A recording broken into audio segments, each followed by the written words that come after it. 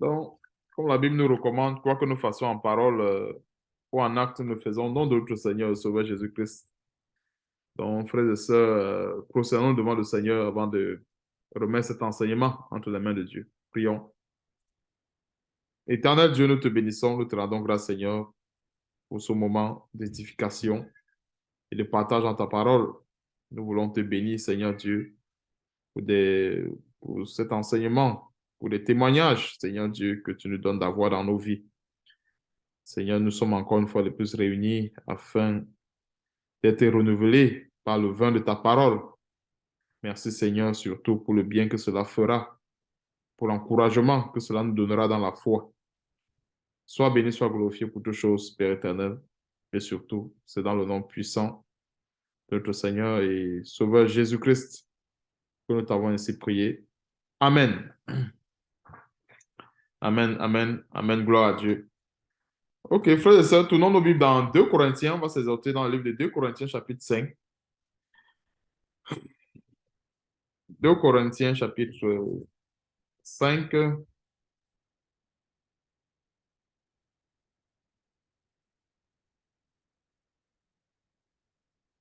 Nous tous sommes sans ignorer que la marche en Christ, c'est vraiment le chemin de la persévérance.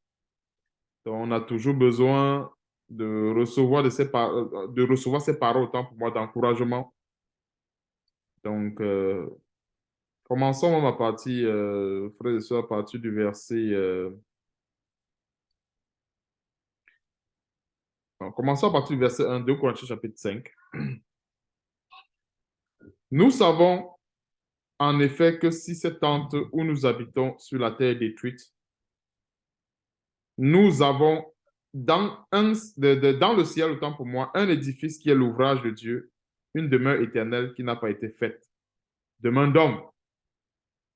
Donc ça, c'est une grande consolation, surtout lorsque nous sommes affligés, quand nous sommes dans des situations, quand nous sommes dans des afflictions, comme l'apôtre Paul a dit au chapitre 4 précédent, verset 17, comme on peut voir, que les légères afflictions, ou un peu du moment présent, produisent pour nous, au-delà de toute mesure, un poids éternel de gloire.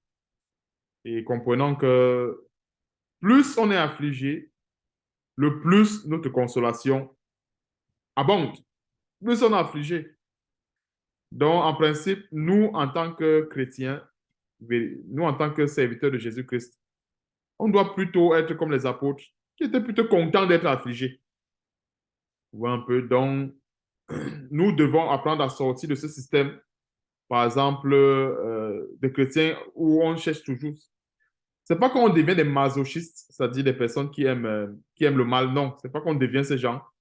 Mais c'est pour dire que ça, c'est pour nous élever au au standard de la foi chrétienne, la véritable foi chrétienne. À savoir, si nous avons des épreuves, si nous avons des situations difficiles, disons-nous toujours que c'est pour notre bien. Comme avant de commencer cet enseignement, de partager quelques témoignages avec les frères Wilfried et Laurent. Et je partageais ce témoignage que le Seigneur m'inspirait la nuit. Je ne connais pas vraiment l'heure, mais je n'arrivais pas à dormir. J'étais dans un mi-sommeil. Et c'était un très grand encouragement. Quand je recevais cela, je disais que waouh, ceci c'est un grand encouragement, surtout pour des chrétiens qui traversent des situations très difficiles pour nous. En effet, j'étais vraiment content. Et dans ce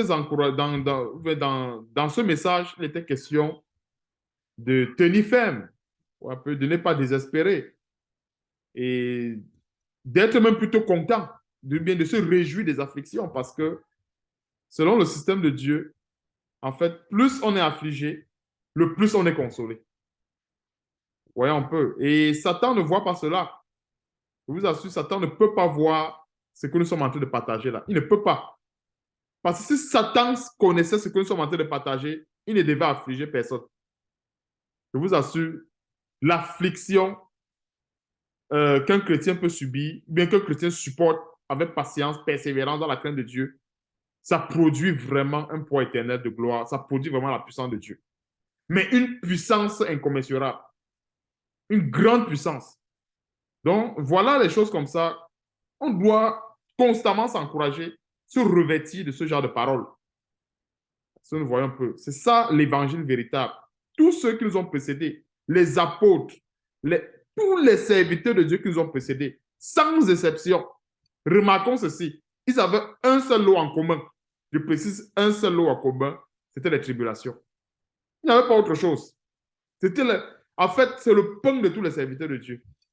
Si une personne dit qu'il sait Dieu et que ce lot-là, vraiment, il esquive, il essaye, ça veut dire qu'il y a un problème. Nous, chrétiens, on ne fait pas les efforts pour fuir les tribulations. Il faut qu'on le sache. Nous faisons nos efforts avec la parole de Dieu pour surmonter. Parce que nous voyons, pour surmonter. Pourquoi? Parce que Dieu permet qu'on soit dans ces épreuves pour croître. Sinon, comment est-ce qu'on va croître sans épreuve? Souvenons-nous qu'on était à l'école. Ça plaisait à qui d'avoir tout le temps les évaluations? Première séquence, soit les TD, deuxième séquence, troisième séquence. À l'issue de toutes ces évaluations, on fait la moyenne. Si tu as la moyenne, tu pars en classe supérieure ou bien tu restes. C'est pareil avec Dieu. Des fois, moi, je me souviens quand on était, pour plus quand là, tu restes comme ça, là, tu réfléchis sur une épreuve. L'épreuve est difficile, mais tu te dis, si tu laisses l'épreuve comme cela, ou bien si ou bien si tu ne te forces pas à réfléchir ou à te rappeler des formules, mais tu cours le risque d'échouer la classe. Nous voyons un peu. C'est pareil avec les épreuves. Nous supportons cela dans la patience. Nous supportons cela avec la parole de Dieu, sachant que à l'issue de cette épreuve, c'est la victoire. Et sachant que la victoire, nous l'avons déjà. En principe, on a déjà la victoire par la foi. Mais seulement, Dieu voudrait qu'on manifeste cette foi afin que cette victoire soit manifeste. C'est-à-dire que la victoire est déjà là, mais pour que cela soit manifeste, c'est autre chose. Je dis ça pourquoi? Parce que nous sommes de ces chrétiens que Dieu a tout donné. Mais pour amener cet héritage à la manifestation, il faut avoir la foi. Ce n'est pas parce que Dieu nous a tout donné que c'est... il n'y a plus rien à faire. Non. On nous a tout donné, Dieu nous a tout donné, mais spirituellement parlant. Maintenant, pour amener ces choses à la manifestation, on n'a pas le choix d'avoir la foi, de supporter les épreuves, supporter les afflictions. Donc, verset 2, aussi nous gémissons dans cette tente, désirant revêtir notre domicile céleste. Voilà, un peu les apôtres, ils désiraient, nous gémissons dans cette tente, désirant revêtir notre domicile céleste. Nous voyons que dans leur marche chrétienne, dans leur service avec Dieu, il n'y avait pas l'amour du monde. Ils ne voulaient pas demeurer sur la terre pour jouir des plaisirs de la terre. C'est pour ça que normalement, un véritable serviteur de Dieu, qui veut vraiment demeurer sur cette terre pour jouir des plaisirs de la terre, c'est clair qu'il faut douter. À un moment donné, ça ne marche pas. Il y a quel serviteur de Dieu qui voulait demeurer, qui voulait demeurer sur la terre pour jouir des plaisirs de la terre? Parce que quand Dieu nous donne des révélations profondes de sa parole, c'est clair que, comme Étienne, pendant qu'il était lapidé, c'était d'autres chrétiens aujourd'hui. Bon, tout à fait normal. Il devait dire, ah Seigneur, délivre-moi des coups de ces gens. Je n'ai rien fait. Je n'ai que prêché la parole, ils sont en train de me lapider. Seigneur, délivre-moi, délivre-moi. Voilà ce qu'Étienne dit. Seigneur, prends mon esprit. C'est-à-dire, Étienne, il voulait seulement partir. Tandis peut-être que d'autres allaient dire, Seigneur, vraiment, secoue-moi. Oh Seigneur, secoue-moi, secoue-moi, secoue-moi. Mais il était là, il dit, Seigneur, prends mon esprit. Ne les impute pas ce péché. Et c'est avec ça qu'on comprend que non, le niveau de foi, non, c'était un autre niveau de foi. Et dans la parole de Dieu, je pense que c'est dans Hébreux chapitre 11, on parle de ceux qui refusaient la délivrance. Si je ne me trompe pas, ceux qui refusaient la délivrance. Il y avait des chrétiens, des serviteurs de Dieu qui ont été sciés, torturés. Et à l'époque, quand je lisais ces versets, je ne comprenais pas mais comment un chrétien peut se laisser scier? Comment un chrétien peut se laisser torturer?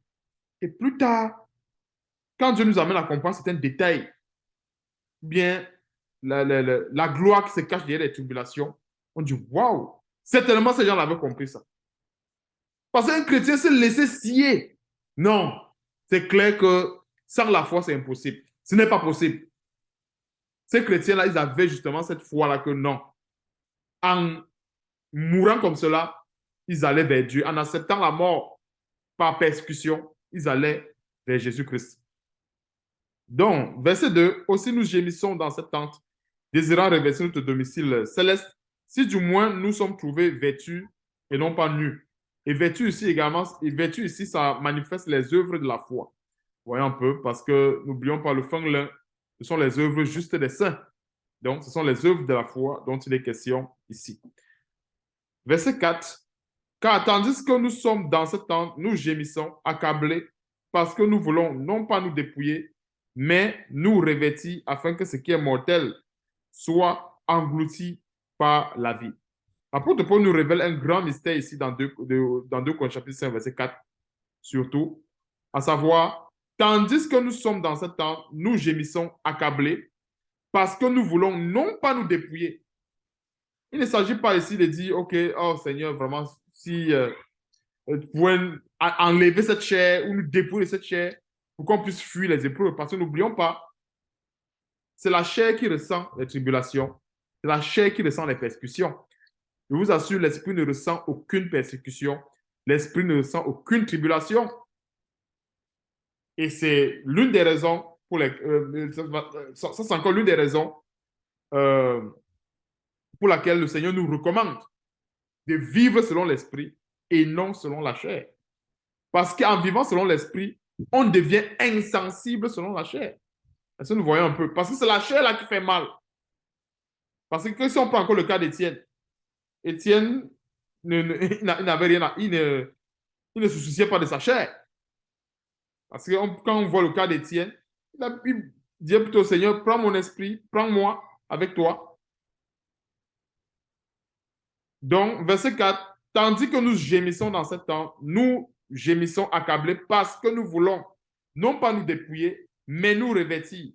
Alors, nous revêtir là ici, ça c'est le vêtement de la foi en Jésus-Christ.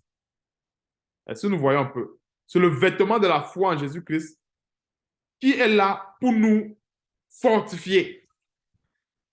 Ce vêtement ne nous amène pas à fuir les épreuves, mais ça nous amène plutôt à affronter les épreuves. Le chrétien ne fait pas les efforts pour fuir, mais il va plutôt chercher la force pour affronter. Mais nous revêtir afin que ce qui est mortel, c'est quoi? C'est la chair. Est-ce que nous voyons un peu? Afin que ce qui est mortel, la chair, soit englouti par la vie. La parole de Dieu, c'est la vie. Le Seigneur Jésus-Christ disait ceci dans Jean chapitre 14, verset 6. Je suis le chemin, la vérité et la vie. La parole de Dieu, c'est la vie.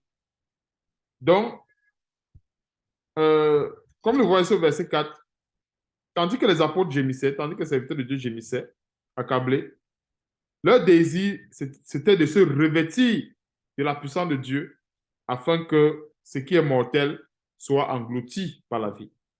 Verset 5. Et celui qui nous a formés pour cela, c'est Dieu qui nous a donné les arts de l'esprit.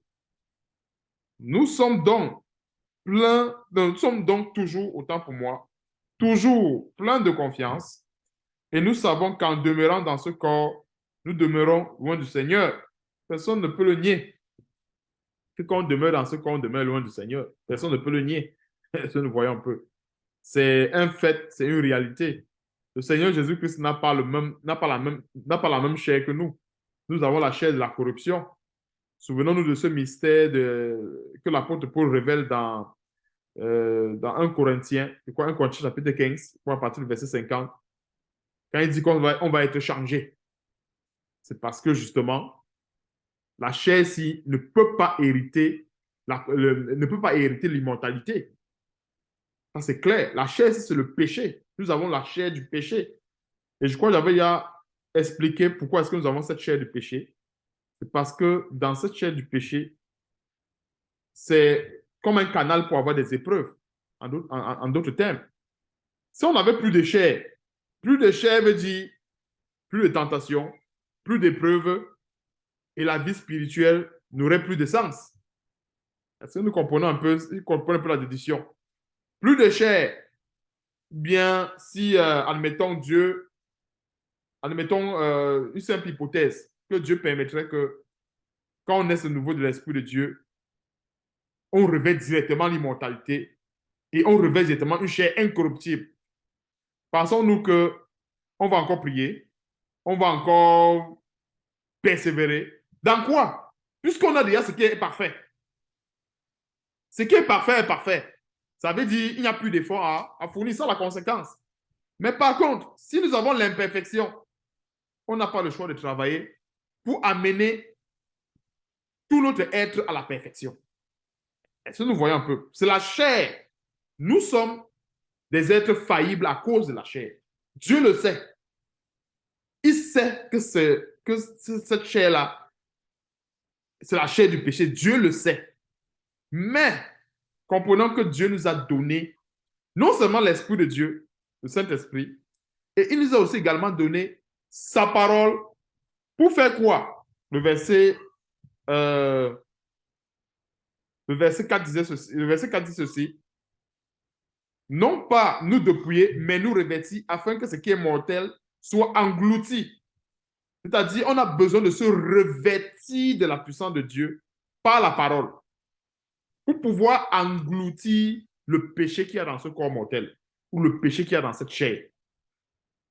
Parce que, comme je disais tantôt, si on avait une chair parfaite, la parole de Dieu n'aurait plus de sens. C'est clair. C'est comme... oui, ça n'aurait plus de sens. Nous méditons sur ces paroles, c'est parce que nous avons des faiblesses.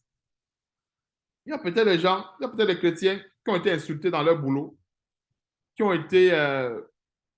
qui traversent des situations où vraiment on les chiffonne, où on les traite comme des serpillères, par exemple. Mais il faut supporter cela. Imaginons que, parce que, voilà, je crois que c'est... Il y a aussi également un détail, tout ceci, ça fait partie de l'injustice. Il y a des chrétiens qui vivent de l'injustice. Plusieurs, la plupart de nous, on vit de l'injustice. Mais pendant que nous vivons l'injustice, on ne doit pas chercher à nous rendre justice. Comme par exemple, les gens qui ne connaissent pas Dieu, qui vont faire des grèves, marcher. Non, non, non, c'est interdit. Pourquoi? Le Seigneur dit ceci, à moi la vengeance, à moi la rétribution. D'un chrétien qui va se mettre dans la rue parce qu'il veut se rendre justice, c'est clair qu'il n'est plus dans la volonté de Dieu. L'injustice ne plaît à personne. C'est clair, ça ne plaît à personne l'injustice. Mais pour nous chrétiens, quand nous vivons l'injustice, la seule, je dirais quoi? C'est difficile pour nous. Pourquoi? Parce qu'on est impuissant. On ne peut pas se mettre, on peut pas réagir comme les autres. C'est-à-dire, on devient impuissant. C'est ça, en fait. Nous, dans ce monde, quand il faut crucifier la chair, on devient vraiment impuissant devant certaines situations. Imaginons une personne qui était querelleur, qui était bagarreur, qui était, entre guillemets, qui insultait tout le monde, qui était tout le temps en train de colérique. S'il veut plaire à Dieu, à un moment donné, il va sentir la douleur dans sa chair. C'est-à-dire, quand il sera provoqué, il dit, je ne dois pas répondre ici, je ne dois rien faire. Et en fait, j'ai déjà ressenti. Tu sens le mal dans ta chair. Tu dis, non, je dois plaire à Dieu. Nous voyons un peu. Et c'est ça, en fait, supporter l'injustice pour que la justice de Dieu puisse être manifeste. Si on veut la justice de Dieu, qu'est-ce qu'il faut faire? Une seule chose, supporter l'injustice. Donc, Dieu permet souvent qu'on soit dans des situations où on voit l'injustice et c'est énervant quand tu vois l'injustice. Tu ressens, tu dis, ça, c'est injuste, ça. Mais, nous, on n'a pas à se plaindre comme les autres, c'est-à-dire aller casser les choses, aller se révolter. Ou peut-être les gens qui se mettent là et disent, oh non, non, non, vraiment, on fait un plan de grève pour casser, pour faire le désordre. On n'a pas à se mixer dans ce genre de désordre. Nous, par exemple, on doit supporter cette injustice, sachant que notre Dieu, le Dieu de la justice, lui, va nous rendre justice. Voilà par exemple, une faiblesse qu'on doit avoir et que nous avons. Tout chrétien, en fait, la vie du chrétien, dans notre vie, comme l'apôtre Paul le disait, en résumé, nous sommes faibles devant toutes les situations. Nous sommes faibles. Quand on dit faible, c'est quoi? faible selon les hommes. On précise bien. Parce que selon les hommes, si quelqu'un te gifle à la joue gauche, tu tends l'autre joue droite, tu seras insulté, mais d'une autre façon. Parce qu'il y a ce qu'on appelle la légitime défense. Est-ce que vous savez que la légitime défense, là, en fait, c'est diabolique? La légitime défense. En fait, dans la légitime défense, il y a un esprit déguisé de vengeance. C'est pour ça que c'est très diabolique, la légitime défense. Ça peut, tu vois un peu ça, ça a l'air de quelque chose de correct. Parce qu'on parle de légitime défense, c'est quoi? On a légitimé en quelque sorte la défense. Mais si on ouvre cette défense-là, c'est se rendre justice, c'est se venger. Est-ce que nous voyons un peu? C'est-à-dire, quelqu'un, par exemple, qui t'a piqué avec le couteau, par légitime défense, peut-être tu peux aussi également le piquer le couteau et puis tu t'en vas.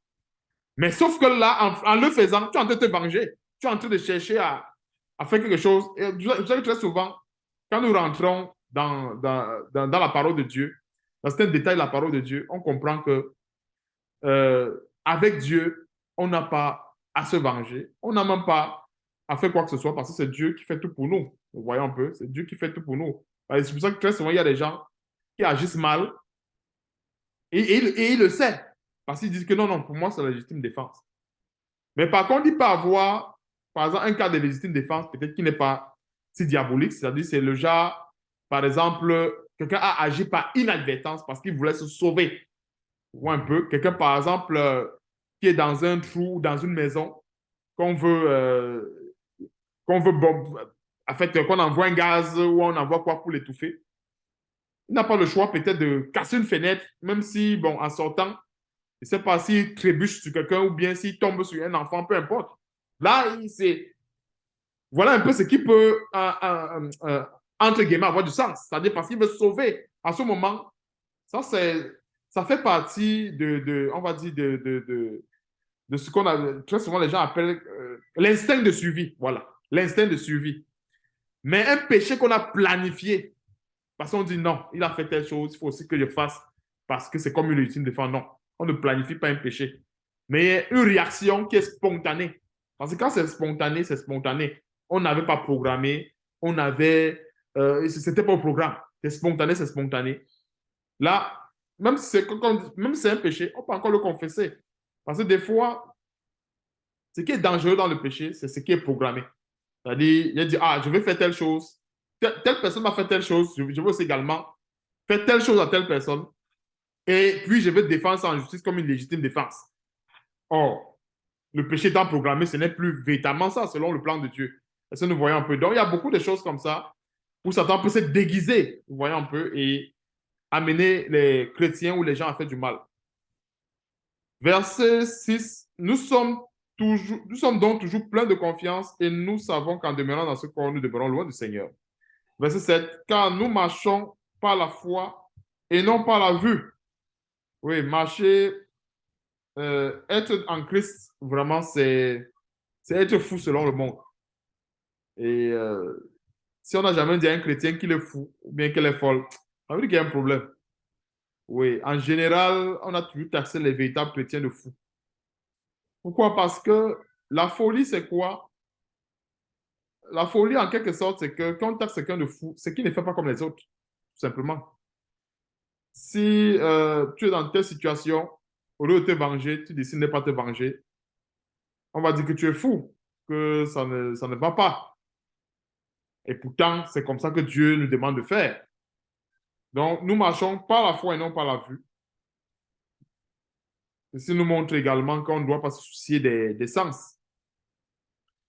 Parce que un chrétien peut avoir mal ou un chrétien peut avoir prié pour un problème et il ressent toujours le mal. Maintenant, si Dieu t'a dit, OK, je t'ai exaucé, il faut croire que Dieu t'a exaucé.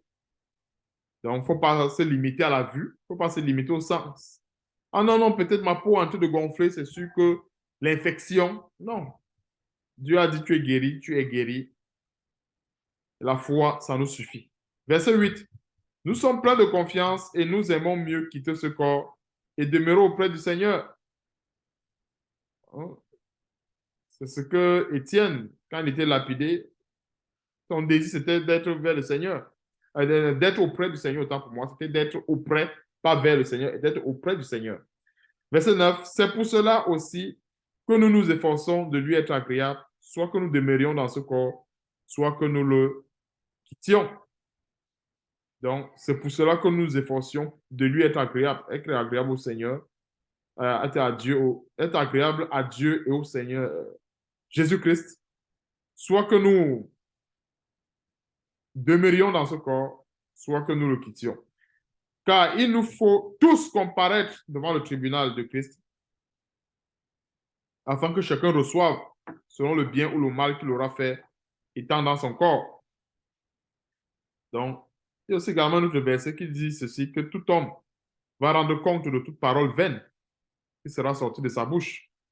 Donc, je connais plus exactement le verset, mais une parole que je dis, je ne sais pas, c'est dans Matthieu, que c'est Matthieu chapitre 12 qui dit que les hommes rendront compte de toute parole vaine qui sera sortie de leur bouche, pour nous faire comprendre que nous devons beaucoup faire attention à notre langue.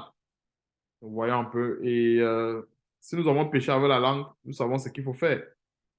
Et lorsque nous avons demandé pardon pour un péché et que le péché a été expié, il a été effacé. Ça veut dire qu'il n'existe plus. Si nous voyons un peu. Donc, il y a beaucoup de faux chrétiens qui pensent que non, vous prêchez l'évangile, quoi là, vous prêchez l'effort, est-ce que quelqu'un peut être parfait? Est-ce que tu peux être parfait? Non. Dieu a mis un mécanisme en place pour expier le péché. Mais seulement, il ne faut pas aller pécher volontairement parce qu'il y a le sacrifice. Vous voyez un peu, c'est comme, c'est comme à la maison. Nous avons notre père à la maison qui a acheté le savon pour se laver. Mais le savon pour se laver, c'est pour faire une toilette normale. Le père ne va pas être content pour un enfant qui sort de la maison. Il va se rouler dans la boue, dire, bon, de toute façon, il y a le savon à la maison. Donc, papa a acheté le savon. Papa a acheté le gel, je veux me laver avec. Non. Le père a prévu que dans une activité normale, on transpire et on dégage la chaleur, on a besoin de se nettoyer. Mais par contre, celui qui passe rouler dans la boue, sachant qu'il y a le savon à la maison, ce n'est plus ça. Parce que nous voyons un peu. Oh, une personne qui est partie travailler dans son travail et tout, et que il revient, il doit se laver normalement, c'est correct. C'est un peu comme ça qu'on peut comprendre le péché. Pour dire que oui, on peut pécher, mais il ne faut pas seulement que le péché soit programmé. Vous voyez un peu? On peut pécher, il ne faut pas que ça soit programmé. Parce que celui qui programme son péché, en principe, il n'y a plus de sacrifice. Comme Hébreu chapitre 10, verset 26 dit, il n'y a plus de sacrifice pour ce péché. Et c'est même un danger. Un chrétien peut programmer son péché et il arrive là-bas, il meurt. Il ne se lève plus. On ne tente pas Dieu. Parce qu'un chrétien peut dire, non, je vais faire ceci, après je vais demander pardon. Il va là-bas, c'est fini. Il ne se lève plus. Donc, c'est dangereux de planifier un péché parce qu'il y a le savon de Dieu pour laver. Non. Le savon de Dieu est là pour laver les péchés, mais nous devons tout le temps avoir une conscience pure. Un chrétien n'est pas celui-là qui cherche à bafouer le sacrifice de notre Seigneur Jésus-Christ, mais il cherche à bafouer le sang de Christ. Non. Nous, on honore ce sang-là. Il faut l'honorer. C'est notre Seigneur Jésus qui a souffert sur la croix. On ne doit pas faire comme si ça a été facile pour lui. Il a souffert, il a traversé des épreuves afin que nous ayons ce sang pour nous purifier. Maintenant, le chrétien ne doit pas faire comme si c'était le sang d'un bouc ou bien le sang d'une volaille. Non, c'est le sang du Fils de Dieu qui nous purifie. Raison pour laquelle nous, chrétiens, doivent être responsables envers Dieu en vivant d'une manière chaste et irrépréhensible, sachant que c'est le sang de Jésus-Christ qui a coulé pour nos péchés, pour nous racheter. Maintenant, donc, s'il arrive qu'on pêche, par inadvertance, ok. Comme la Bible dit dans 1 Jean chapitre 1, verset 9, Dieu est juste bon pour nous pardonner. Verset 11, connaissant donc la crainte du Seigneur, nous cherchons à convaincre les hommes. Dieu nous connaît et j'espère que dans vos consciences, vous nous connaissez aussi. Verset 12, nous ne nous recommandons pas de nouveau nous-mêmes auprès de vous, mais nous vous donnons occasion de vous glorifier à notre sujet, afin que vous puissiez répondre à ceux qui tirent gloire de ce qui est dans les apparences et non dans le cœur. Les faux serviteurs de Dieu, la séduction, ce n'est pas, c'est pas quelque chose d'aujourd'hui. Il y a toujours eu de la séduction.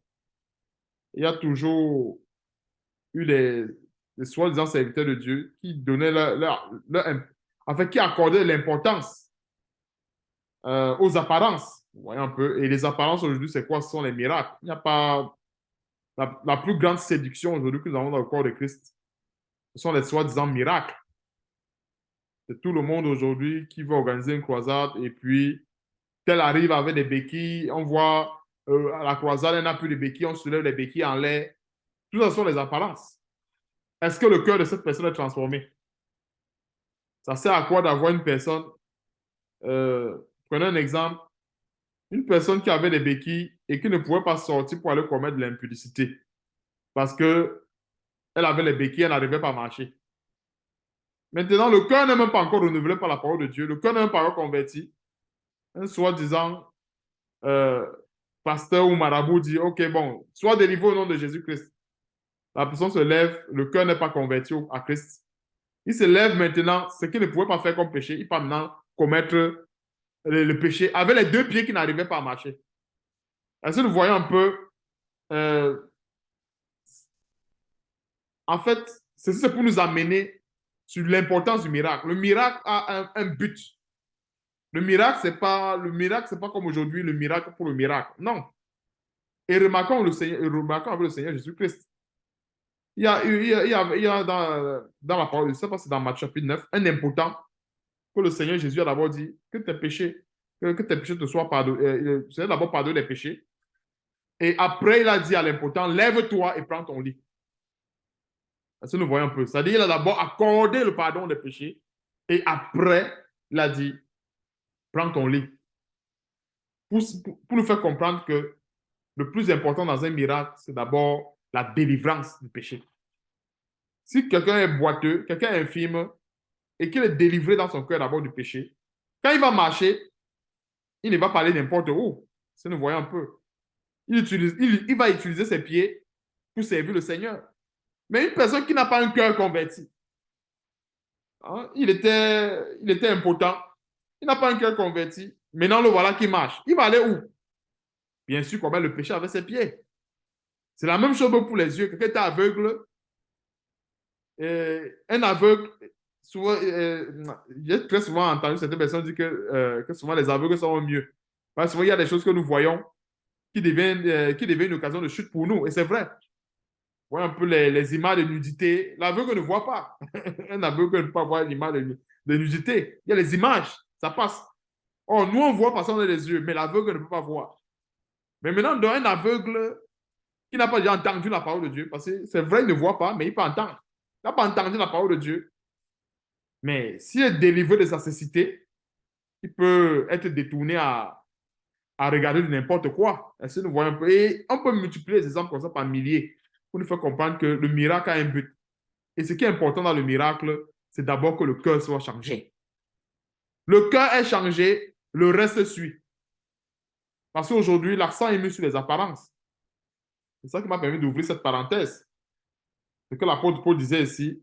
Mais nous vous donnons occasion de vous glorifier à notre sujet afin que vous puissiez répondre à ceux qui tirent gloire dans ce qui est dans les apparences.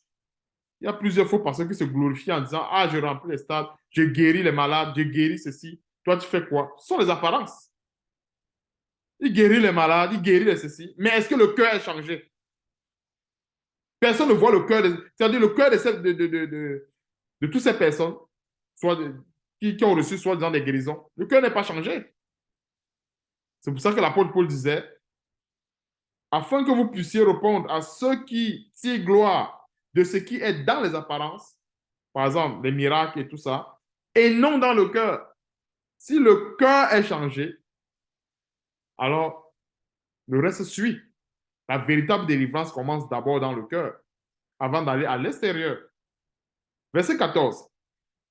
Car l'amour de Christ nous presse, Parce que nous estimons que si un est mort pour tous, tous donc sont morts.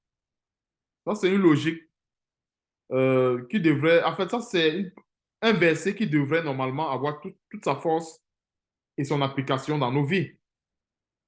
Alors, si Jésus-Christ est mort pour nous tous, en fait, nous tous nous sommes morts. Et on peut associer à ce verset Galates 2, verset 20, où l'apôtre Paul dit, si je vis, ce n'est plus moi qui vis, mais c'est Christ qui vit en moi. Pourquoi c'est Christ qui vit en moi? Parce que il est mort pour nos péchés, il a emporté nos infimités, et nous, en acceptant Jésus-Christ, on laisse notre vie. Parce que n'oublions pas, quand le processus de la conversion, c'est un troc avec Jésus-Christ, notre Seigneur. Nous faisons un troc. On laisse à Jésus-Christ notre vie. On laisse à Jésus-Christ nos fardeaux et on prend sa vie. On prend son fardeau. Est-ce que nous voyons un peu? Nous faisons un troc. Vous voyez un peu? On laisse à notre Seigneur Jésus-Christ la saleté de nos vies. On laisse la pourriture et on prend la gloire de notre Seigneur Jésus-Christ. Est-ce que nous voyons un peu? C'est pour ça que l'apôtre Paul pouvait dire ici au verset 15, non, au verset 14, car l'amour de Christ nous presse parce que nous estimons que si un seul est mort, c'est-à-dire Jésus-Christ notre Seigneur, tous donc sont morts. Donc nous tous, nous sommes effectivement morts. Si on marche justement comme tel. Verset 15, et qu'il est mort pour tous, afin que ceux qui vivent ne vivent plus pour eux-mêmes, mais pour celui qui est mort et ressuscité pour eux. C'est un verset qui doit rester gravé dans notre intelligence. C'est-à-dire, nous, maintenant qui vivons, on ne vit plus pour nous-mêmes, mais on vit pour Jésus-Christ. Si nous voyons un peu. Et c'est ça qui prouve qu'on est en réalité mort. En toute chose, on doit chercher les intérêts de Dieu, les intérêts de Jésus-Christ. En toute chose. Et c'est ça qui va nous permettre de comprendre, c'est ça qui va nous permettre de discerner quelle est la volonté de Dieu et qu'est-ce qui n'est pas la volonté de Dieu. Parce que si on veut faire quelque chose et qu'on se pose pas la question, on se pose pas la question de savoir, mais qu'est-ce que je suis en train de vouloir faire? Ou bien ce que je suis en train de vouloir faire, c'est pour la gloire de qui? Je le fais pour la gloire de Jésus-Christ ou bien pour la gloire d'un homme, par exemple. Si c'est pour la gloire de Jésus-Christ, alors je le fais. Si c'est pour la gloire d'un homme, alors j'arrête. Si nous voyons un peu. C'est ça. Dans tout ce que nous faisons, on doit pouvoir, nous tous, on doit être en mesure de on doit être en mesure de se poser cette question. Ce que je suis en train de vouloir faire, c'est pour la gloire de qui? Si on répond à la question, alors on peut continuer ou bien arrêter. Si c'est pour la gloire d'un homme, on peut se faire violence en disant non, je ne vais rien faire pour la gloire d'un homme. Parce que nous sommes morts en Christ et notre vie n'existe plus. Ainsi, dès maintenant, nous ne connaissons personne selon la chair. Nous ne connaissons personne selon la chair. Et si nous avons connu Christ selon la chair, maintenant nous ne le connaissons plus de cette manière. C'est vrai, notre Seigneur Jésus-Christ, selon la chair qui était, euh, quand il était sur la terre, très tolérant, avait, comme, je crois que c'est dans Matthieu chapitre 9, où il mangeait avec les personnes de mauvaise vie. Maintenant, là, il ne peut plus manger avec les personnes de mauvaise vie. C'est oublié ça. Il a exercé son ministère de la réconciliation, c'est fini. Il n'a plus à manger. Et pas notre Seigneur et Sauveur Jésus-Christ dans toute sa gloire présentement là. Le péché ne peut plus marcher à côté du péché. Ça, c'est clair. Sur la terre, il a mangé avec les pécheurs, il a prêché au péché, il a tout fait avec les pécheurs parce qu'il était sur la terre. Il avait cette enveloppe de corruption que nous tous on a. Maintenant là, il est purement à 100% divin. En fait, il a tout de Dieu. Je voulais dire, comme le dit Colossiens chapitre 2, verset 9, il a la plénitude de Dieu en permanence. La plénitude de Dieu. Donc, il n'est plus question qu'aujourd'hui, on pense que le même Jésus, notre Seigneur Jésus-Christ, qui était sur la terre, qui mangeait avec les gens de mauvaise vie aujourd'hui, par exemple, peut encore manger avec les gens de mauvaise vie. Non. À chaque jour suffit sa peine. À chaque chose, je voulais dire, il y a un temps pour tout. Voilà, je crois que c'est ce que je voulais dire. Il y a un temps pour tout. Ecclésiaste le dit aussi également. Un temps pour tout. Un temps pour servir, un temps pour dormir, un temps pour travailler, un temps pour s'aimer, un temps pour récolter. Quand le Seigneur Jésus-Christ était sur la terre, il était dans le temps pour s'aimer. Maintenant, il a récolté, il est dans toute cette grande gloire. Maintenant, nous, notre temps, présentement, c'est le temps aussi également pour s'aimer. Notre temps, il a fait son temps et puis il a été élevé, il a la couronne devant notre Père céleste. Et maintenant, c'est lui qui nous envoie. C'est-à-dire, le Seigneur Jésus-Christ, c'est lui qui nous envoie. Verset 16. Ainsi, dès maintenant, nous ne connaissons personne selon la chair. Si nous avons connu Christ selon la chair, maintenant, nous ne le connaissons plus de cette manière. C'est ce que je tentais d'expliquer tantôt, parce qu'il est glorieux et extrêmement puissant. Si quelqu'un est en Christ, il est une nouvelle créature. C'est un verset que la plupart des chrétiens aiment réciter. Mais ce verset a une grande puissance. Et ça, c'est un verset qu'on peut confesser si les mauvais souvenirs du passé, ou un peu très souvent les mauvais souvenirs du passé, pour les chrétiens, nous tous qui avons eu un passé sombre, très souvent les remords du passé, ça veut revenir. Satan veut repousser encore ça, veut remettre encore ça sur la table pour faire comprendre à Satan que non, je ne suis plus la prostituée ou le prostitué ou le débauché. Hein, le débauché qui a existé peut-être entre 2010 ou 2011. Maintenant, en ce moment-ci, je suis une nouvelle créature. Ma vie passée est passée. Les choses anciennes sont passées. Et voici, toutes choses sont devenues nouvelles. Voilà, un peu, toutes choses sont devenues nouvelles pour dire que c'est en confessant cela avec foi et avec force que ça part. Parce que Satan, pour nous tirer vers le bas, il va revenir avec les anciens remords du passé. Ah, avant que tu te prostitues, tu penses que tu peux devenir juste depuis quand une prostituée un débauché peut devenir parfait. Hein? Tu vois un peu tu vois, les pensées comme ça peut traverser l'esprit. Hein? Avec tous les péchés que tu as commis avant, là, tu penses que Dieu t'a pardonné. Dieu ne peut pas te pardonner ce genre de péché. Hein? Tu as commis tout genre de péché, tout genre d'abomination. Tu penses que Dieu t'a pardonné. Là, il faut confesser à Satan que je suis une nouvelle créature. La Bible dit que si quelqu'un est en Christ, alors je suis en Christ, je suis une nouvelle créature. Toute ma vie de débauché d'avant est passée. Cette vie n'existe plus. La personne qui commettait la débauche, qui commettait le mal, le meurtre avant, cette personne, cette personne a été enterrée avec Jésus-Christ. Maintenant, celui qui vit actuellement, c'est une nouvelle personne. Ce n'est plus celle-là. Voyez un peu. Et quand nous confessons la parole de Dieu comme ça avec foi, Satan, lui, s'en va. S'en va. On confesse avec foi. Parce que des fois, il vient attaquer dans les pensées, les mauvaises pensées. Les mauvaises pensées, là, c'est Satan qui envoie ça. Il envoie les mauvaises pensées, les trucs qu'il envoie. Parce que si un chrétien est déstabilisé même dans ses pensées, c'est pas pour rien que l'apôtre Paul dit que ce qui est digne de louange soit l'objet de vos pensées. Parce que c'est là-bas que Satan vient attaquer. Il va plutôt emmener la suivi dans les pensées. Et c'est à ce moment qu'il faut le combattre en disant non. Avant, j'étais accro à la pornographie, j'étais accro à telle chose. Maintenant, je suis une nouvelle créature.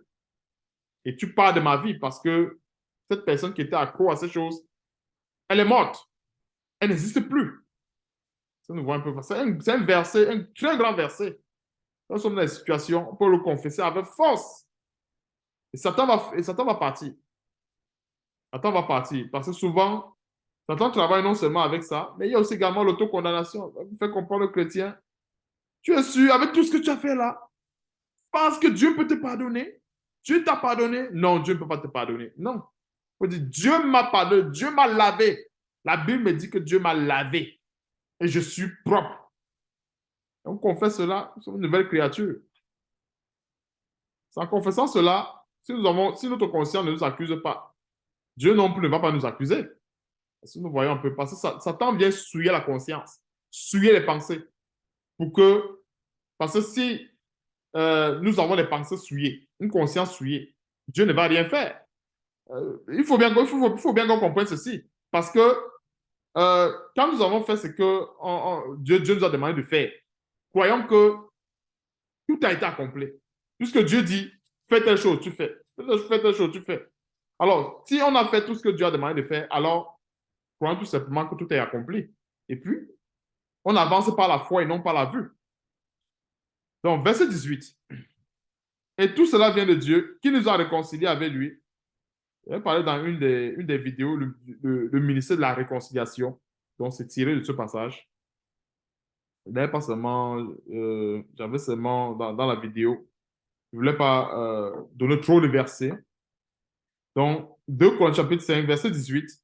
Et tout cela vient de Dieu, qui nous a réconciliés avec lui par Christ et qui nous a donné le ministère de la réconciliation. Mais on va un peu mettre de l'emphase sur le ministère de la réconciliation que nous tous avons reçu. Ce ministère, c'est nous tous, nous l'avons reçu, hommes comme femmes. Mais cependant, on n'exerce pas ce ministère de la même façon. Parce que nous voyons un peu, nous tous, on a reçu ce ministère de la réconciliation. C'est quoi le ministère de la réconciliation? C'est amener les gens ou des personnes qui étaient jadis éloignées de Dieu, qui étaient sous la colère de Dieu, les ramener dans la bergerie. On a tous cette mission. Nous tous, nous avons le ministère de la réconciliation. C'est pour cela que dans ce ministère, euh, on peut être ouvert, ou bien on doit être ouvert avec l'extérieur.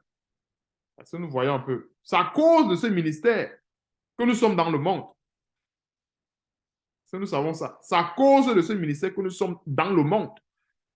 Sinon, Dieu devait nous placer dans un monde parfait, où tout est propre. Parce qu'entre nous, nous qui sommes ici, il n'y a pas de véritable réconciliation. Parce qu'entre les véritables chrétiens, il n'y a pas de réconciliation. Si nous voyons un peu, il n'y a pas de réconciliation entre les véritables chrétiens. Puisque nous tous sommes en Christ. Quand on parle de réconciliation, ça veut dire qu'il y a eu quelque part la colère ou la séparation. Parce que la colère, la séparation sont synonymes parce que tous ceux qui vivent sous la colère de Dieu, c'est parce qu'ils sont séparés de Dieu. Maintenant, donc, ayant ce ministère de la réconciliation,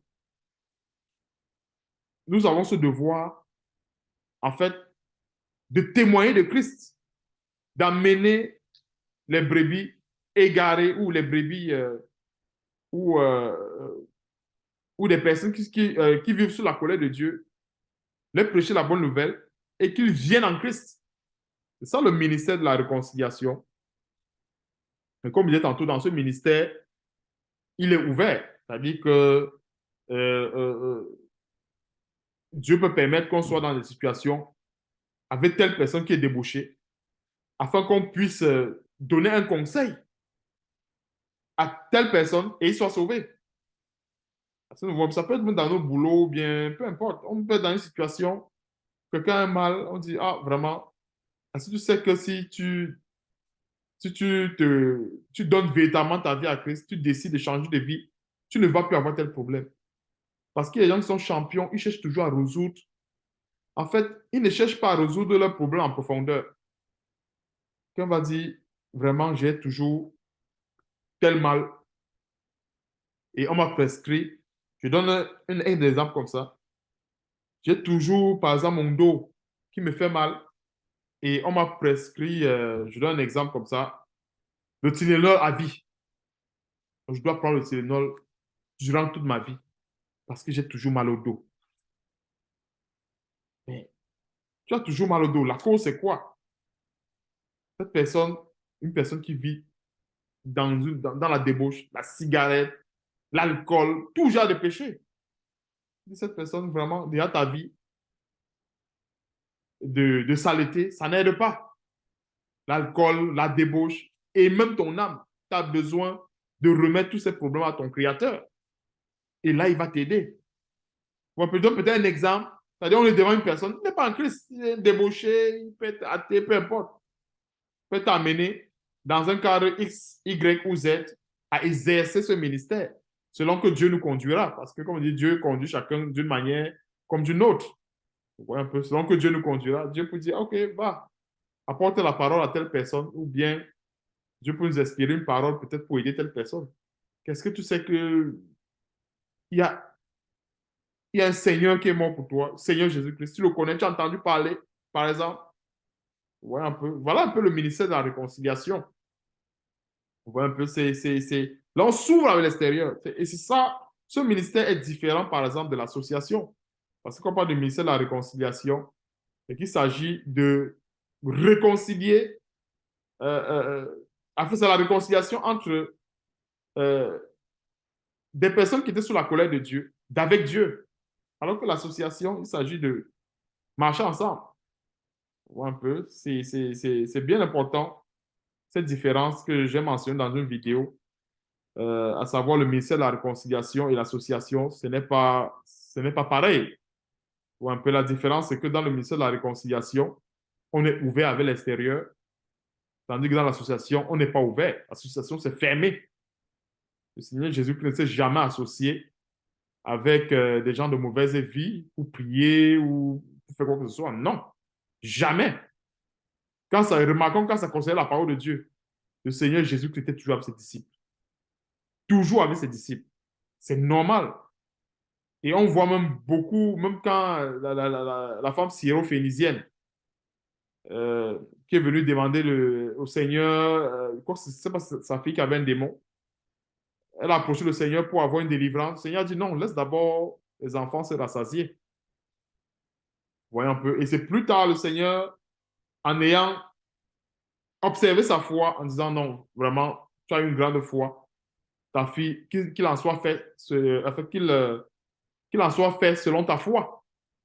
Mais sinon, les choses saintes, comme on a vu depuis l'Ancien Testament, les choses saintes, c'est uniquement dans la maison de Dieu et il n'y a pas de corps étranger.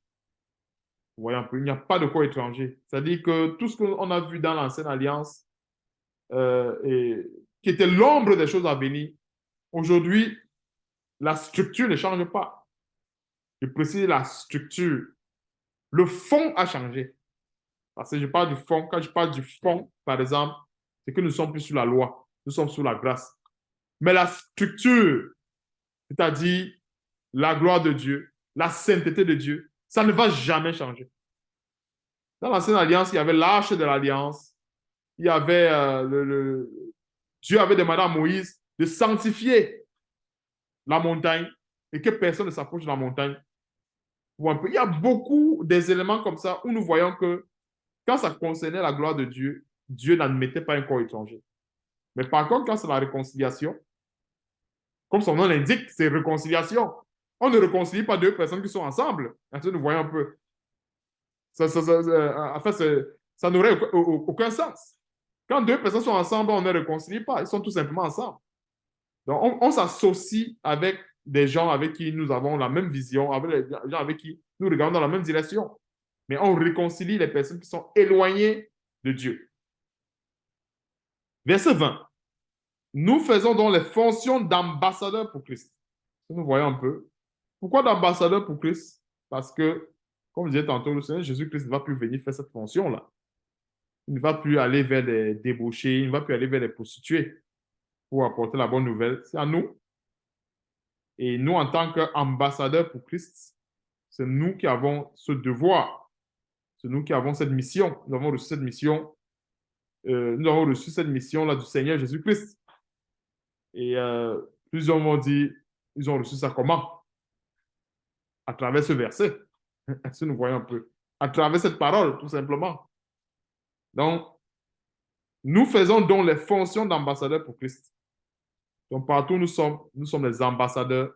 L'ambassadeur, c'est celui qui représente un pays, mais qui représente la législation d'un pays, ou qui représente un pays tout simplement. C'est pour ça que nous devons beaucoup faire attention en tant que représentants de Jésus-Christ. Comme si Dieu exhortait par nous, nous vous en supplions au nom de Christ, soyez réconciliés avec Dieu.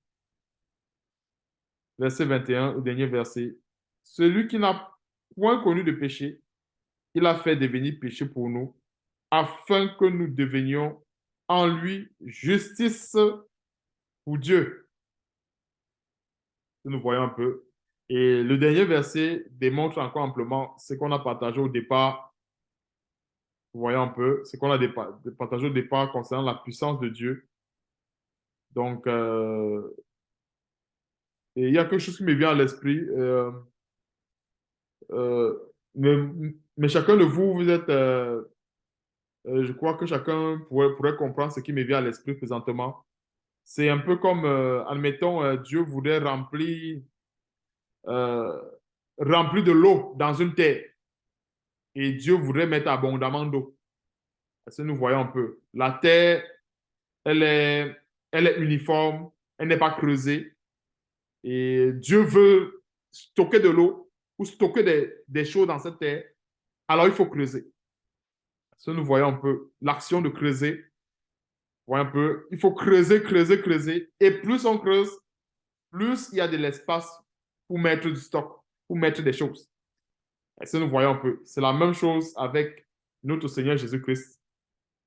Il est venu dans un état de sainteté, de pureté, comme cette terre-là qui est vierge, qui est pure, sainte, propre, propre, propre, propre, propre. Mais Dieu l'a mis pour pouvoir le ressusciter, pour pouvoir accomplir sa puissance. Vu que Dieu, la puissance de Dieu s'accomplit dans les faiblesses, il a fallu que le Seigneur Jésus-Christ puisse passer par ce système de faiblesse. Parce que Dieu ne peut pas se glorifier dans le système, par exemple, de force, selon le monde, de préciser selon le monde. Dieu se glorifie plutôt selon la faiblesse. Donc, plus le chrétien est faible, plus on est faible, alors on devient encore plus fort, comme l'apôtre Paul le disait. Alors, le verset 21, pour revenir au verset 21, celui qui n'a point connu le péché, il l'a fait devenir péché. Donc, j'étais en train de donner la révélation de ce qu'il y a dans ce verset. Il l'a fait devenir péché. Pourquoi, la question qu'il faut se poser, pourquoi Dieu a fait que le Seigneur Jésus-Christ devienne péché? Ben, pourquoi est-ce qu'il a permis, autant pour moi, que le Seigneur Jésus-Christ devienne péché pour nous? La réponse est que Dieu voulait manifester sa puissance. Parce que la puissance que Dieu a manifestée, la puissance de la résurrection, c'est parce qu'il y avait le péché. Il fallait bien que, comme la Bible le dit, là où le péché a abondé, la grâce a fait comment? Surabondé. Nous voyons un peu. Là où il n'y a pas de péché, comme on dit encore avec les frères, quand tout va bien, je prends peut-être un exemple. J'ai pris l'exemple avec la dette.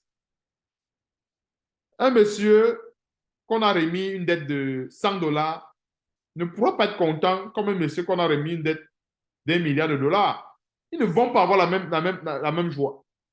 Celui à qui on a remis une dette de 100 dollars, est-ce qu'il va être content? Il sera content. Mais je vous assure que celui à qui on a remis une dette d'1 milliard de dollars, sa joie sera indescriptible. Sa joie sera indescriptible. Pourquoi? Parce que la dette était plus élevée. Donc, c'est ça le principe de fonctionnement de la grâce que nous avons reçue et de la manifestation également de la puissance de Dieu. Donc, il a fallu que notre Seigneur Jésus-Christ puisse passer par ce canal. La Bible dit qu'il est devenu une malédiction pour nous. Quand il est écrit maudit quiconque est pendu au bois. C'est-à-dire, il est rentré dans les profondeurs de la terre, rentré.